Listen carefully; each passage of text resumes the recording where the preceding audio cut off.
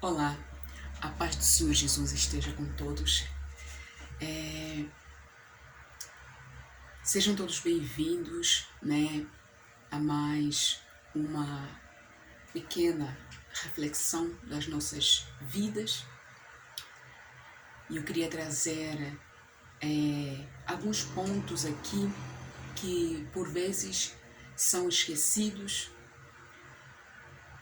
que Deus possa estar a abençoar a sua vida no dia de hoje, no dia de amanhã ou qualquer dia que você ver este vídeo.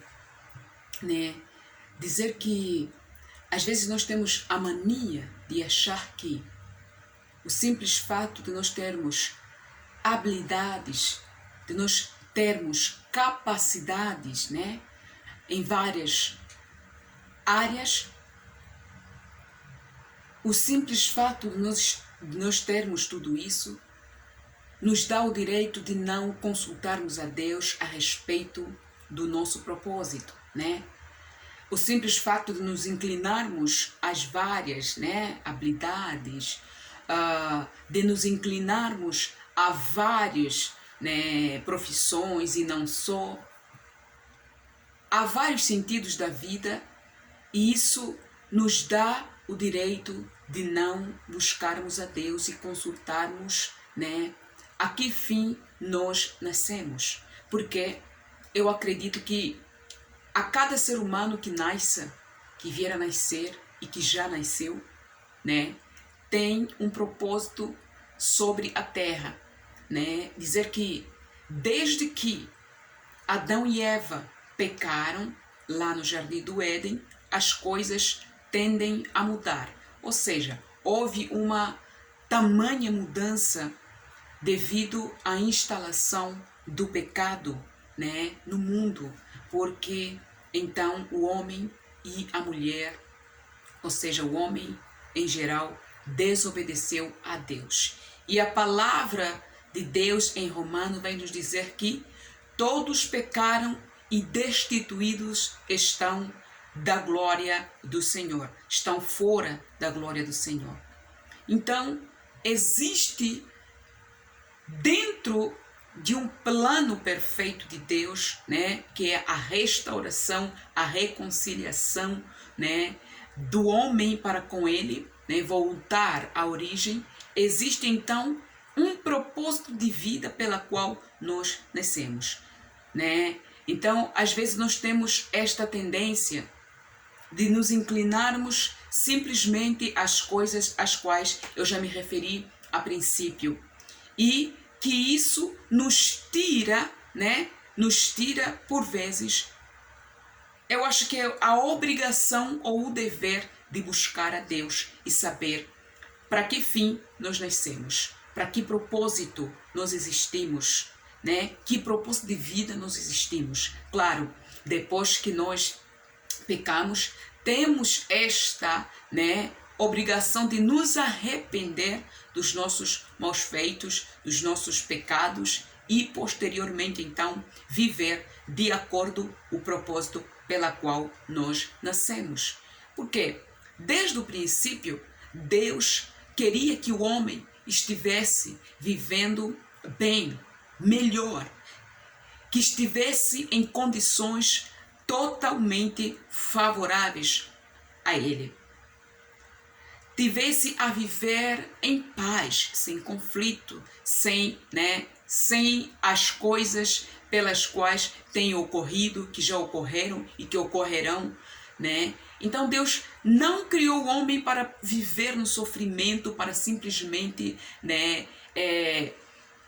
viver passando por várias vicissitudes. Razão pela qual eu já falei a princípio, o homem pecou e por pecar se desafastou de tudo que o Senhor preparara para ele viver, do bom e do melhor. E então, até lá, desde aqui, o homem só tem vivido sofrimento atrás de sofrimento, resolução do pecado. A palavra de Deus vai nos dizer que o salário do pecado é a morte, mas o dom gratuito dele é a vida e vida eterna. Então, quando você descobre o propósito pela qual você nasceu, você está num caminho, né? Num caminho, numa verdade, a qual te liberta de várias mentiras, de várias ilusões, né? De várias situações de engano construída pela sua mente, pelo engano do pecado, né? E quando você descobre e vive isso, você está inteiramente declarando que agora você, né, já não vive para si, mas você vive para aquele que o criou. Ou seja, você está voltando à origem pela qual você nunca, eu e você, nunca deveríamos ter saído devido ao pecado. Então, o Senhor nos dá esta oportunidade de nós sabermos qual é o propósito de vida pela qual nós existimos, para que nós existimos. Para que simplesmente vivamos, né, de forma, né, desagradável ao Senhor, de forma que o Senhor condena. Quando eu digo condena, são as coisas que ferem os princípios elementares que o Senhor, né, deixa para a humanidade. Um exemplo bem claro e mais prático é o que aconteceu no jardim do Éden. Então o Senhor criou tudo, o Senhor deixou tudo preparado, tudo bonito, né? Tudo lindamente pronto, e o Senhor ordenou uma palavra para o homem. Olha, de todas as árvores que estiverem, vocês, né, podem comer, menos dessa daqui vocês não poderão comer, porque se vocês comerem dela, certamente morrereis. Então o Senhor deixou a ordenança, deixou todas as... Tipo assim, o Senhor foi transparente, possivelmente, né? O mais possível, aliás, para com o homem, para que o homem não pecasse. Mas o que aconteceu? O homem foi lá e desobedeceu. E, posteriormente, se desvinculou do homem. O homem, aliás, se desvinculou de Deus. E nós vimos o caos e nós temos visto o caos que o mundo tem vivido de lá para cá. O mundo tem vivido caos, resolução da desobediência do homem, né? Resultado da desobediência do homem, né? O homem que então se tornou teimoso, claro, pela insistência de rebeldia da serpente. O homem se tornou rebelde e o homem se desafastou do seu Criador. O seu Criador o visitava todas as tardes no jardim do Éden, perdão. Quer dizer, o homem estava privilegiado com a presença do Senhor, com os cuidados do Senhor, com a proteção do Senhor. Tinha toda a provisão. O homem não poderia nem sentir dor, nem ter enfermidade, nada dessas coisas, sabe? Mas o homem lançou tudo a perder, jogou tudo para lá e agora ele tem vivido as consequências de tudo isso. Mas isso daqui não é algo que tem que nos deixar triste, antes, porém, é algo que tem que nos deixar a refletir e a nos arrepender dos nossos maus caminhos e a nos voltarmos para Deus. Então, o próprio Senhor, Jesus Cristo, em Mateus, né, no Sermão da Montanha, em Mateus capítulo 6, ele vai dizer: busque primeiro o reino dos céus. Busque primeiro o reino dos céus, e que as demais coisas vos será acrescentada. Então, qual é o primeiro passo para eu saber o propósito pela qual eu nasci? Buscar primeiro o reino dos céus, o reino de Deus.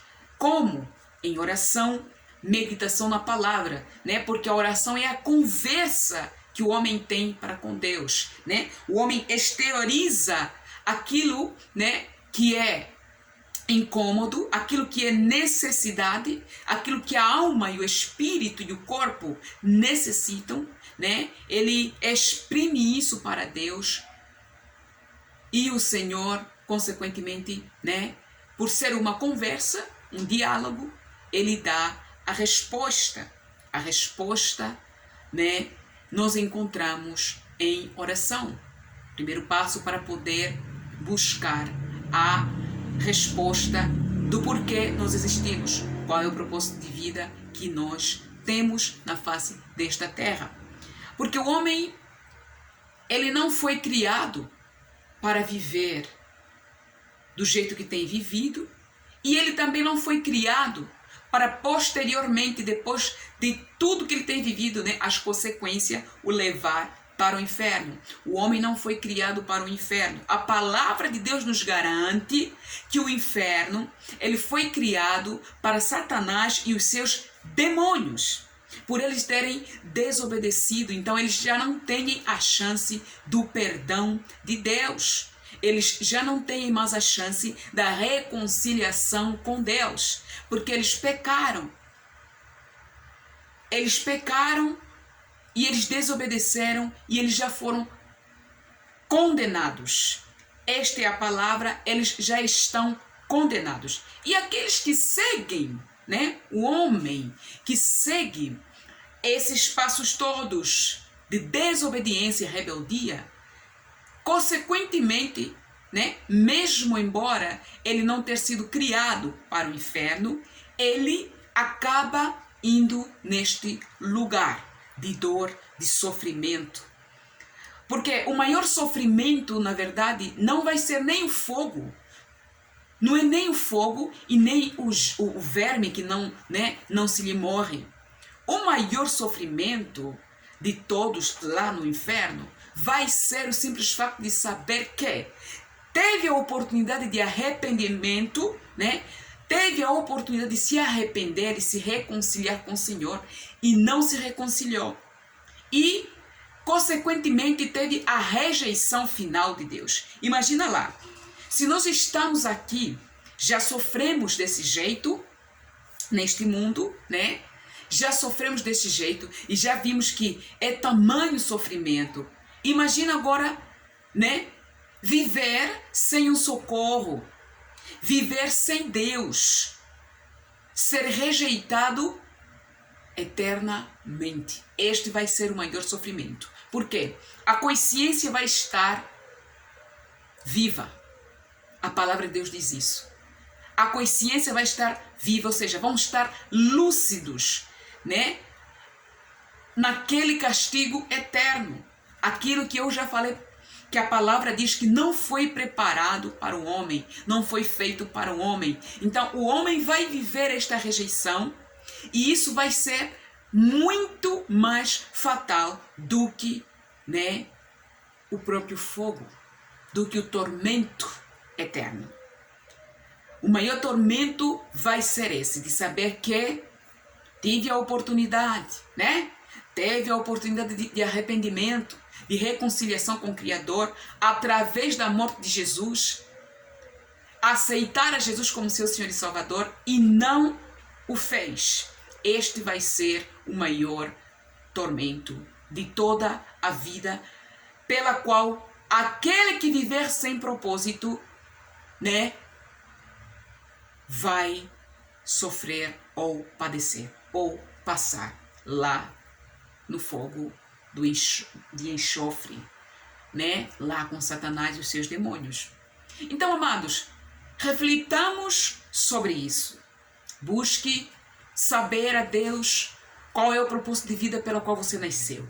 Primeiro passo, oração, meditação, né, da palavra de Deus, a comunicação com Deus, a intimidade com Deus, né, que gera respostas positivas pelas quais eu e você necessitamos para sabermos por que nós existimos. Nós não existimos para ir para o inferno. Nós não existimos para viver, né, as concupiscências da carne, as paixões da carne e, consequentemente, receber o salário do pecado, que é a morte. Nós não existimos para isso. Você existe para algo mais, algo melhor, algo além.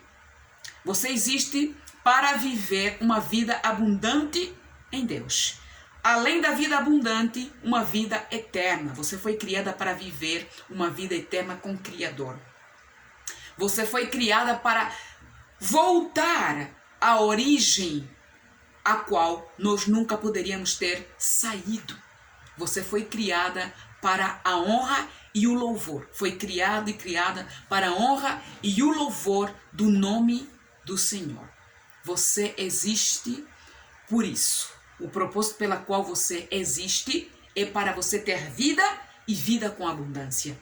E esta vida com abundância, vivê-la para o Senhor. E não para os prazeres da carne. E não para os prazeres, né, do mundo, concupiscência. Mas sim para viver para a honra e glória do nosso Deus. Então, meu amado, minha amada, que Deus neste dia possa estar falando com você. Busque a Deus enquanto lhe pode achar. Invoca Ele enquanto está perto. Deixe o homem perverso o seu caminho e se converta ao Senhor. O Senhor se compadecerá dele.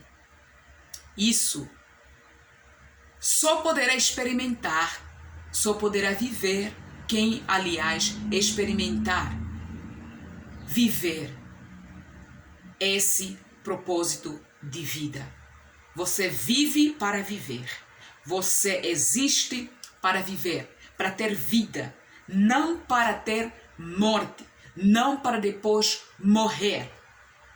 Você existe pelo simples propósito, a honra e a glória de Deus. Você existe e foi criada para isso. Volte para a origem. Volte para Deus. Busque ao Senhor enquanto o pode achar. Invoque a Ele enquanto Ele está perto. Porque vai chegar o momento em que o homem vai invocar e o Senhor já não estará. O homem vai buscar e já não poderá encontrar o Senhor. A palavra de Deus diz assim que aquele que bate, a porta lhe é aberta. Aquele que busca, encontra. Aquele que pede, lhe é dado. Então, busque, peça e bata a porta. E o Senhor termina dizendo o seguinte: eis que estou à porta e bato.